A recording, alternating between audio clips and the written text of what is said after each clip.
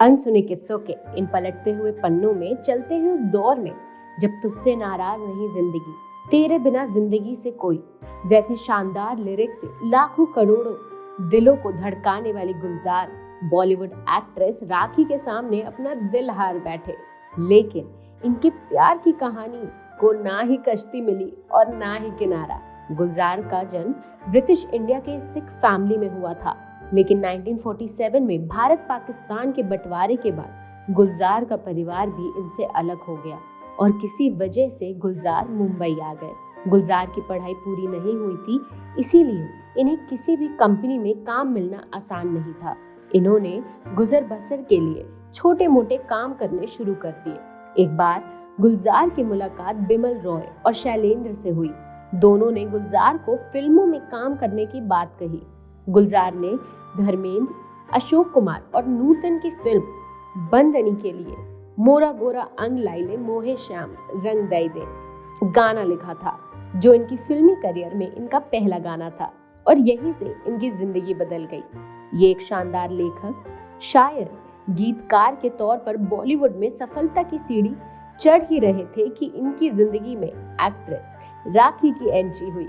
दोनों को एक दूसरे से प्यार हुआ और इन्होंने साल 1973 में शादी भी की। लेकिन शादी से पहले गुलजार ने राखी के सामने शर्त रखी थी कि शादी के बाद राखी फिल्मों में काम नहीं करेंगी। उस दौरान इंडस्ट्री के मेकर्स और प्रोड्यूसर्स राखी को साइन करने के लिए तैयार थे, लेकिन शर्त की वजह से राखी ने सभी फिल्मों को ठुकरा दिया। फिर कुछ ऐसा हुआ जिससे इनकी शादीशुदा लाइफ पलट गई। गुलजार राखी के साथ अपनी फिल्म आंधी की शूटिंग के लिए कश्मीर गए थे। एक रात पूरी कास्ट साथ बैठी थी, जिसमें संजीव कुमार और सुचित्रा सेन भी थे। संजीव कुमार नशे में सुचित्रा सेन को कमरे में जाने से रोक रहे थे। तभी गुलजार वहां आए और सुचित्रा को उनके कमरे तक ले गए। जब राखी ने गुलजार से पूछा कि आपको सुचित्रा को कमरे तक पहुंचाने की जरूरत नहीं थी, राखी का इस तरह सवाल करना गुलजार को पसंद नहीं आया और गुस्से में इन्होंने मारपीट भी की। अगली सुबह फिल्म कभी कभी के लिए डायरेक्टर राखी को साइन करना चाहते थे, इसीलिए वो गुलजार साहब से मिलने कश्मीर गए।